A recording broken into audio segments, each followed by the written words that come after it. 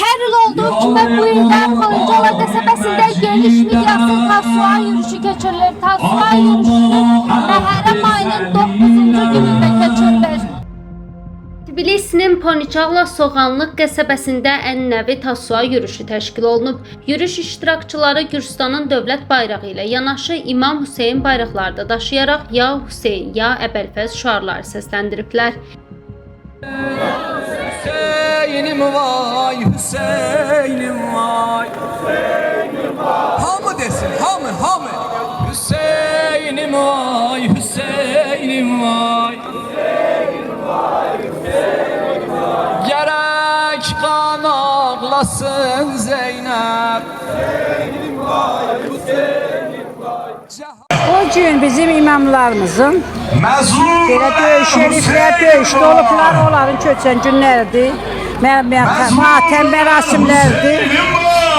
Ona görə də biz bunu hər il burada qeyd edirik. Bizim dədə babalardan qalma bir ədətdir bu. Biz də bunu davam edirik.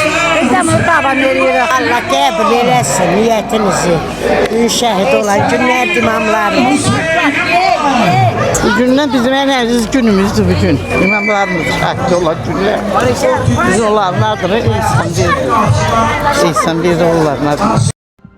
Qəsəbənin mərkəzində yekunlaşan yürüyüşdən sonra Soğanlıq Əhl-i-Beyt məscidinin axundu, ilahiyyatçı Hacı Rahid Kərimov çıxış edərək Tasuğa gününün əhəmiyyəti, Kərbəla hadisələri, eləcə də bu yürüyüşlərin fəzilət və faydaları haqqında danışıb. Dünyanın hər bir yerində sülh olsun, məzlumların haqqı yerdə qalmasın, insanlar bir-birini sevsin, sülh içində gözəl yaşasınlar.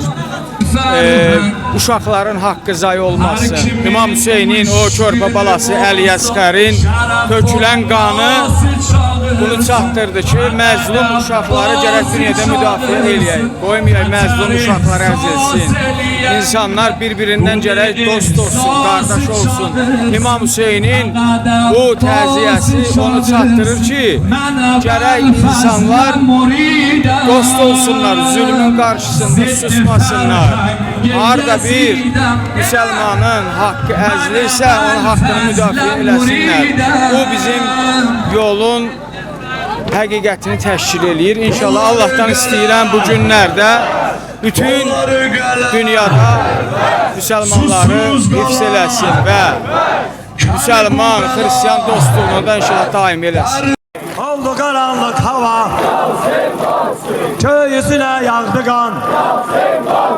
Titreşir her şey Xuda, titreşir her şey ələm.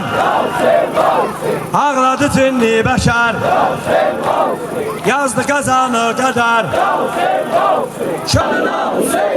Kapandı Kərbəlada,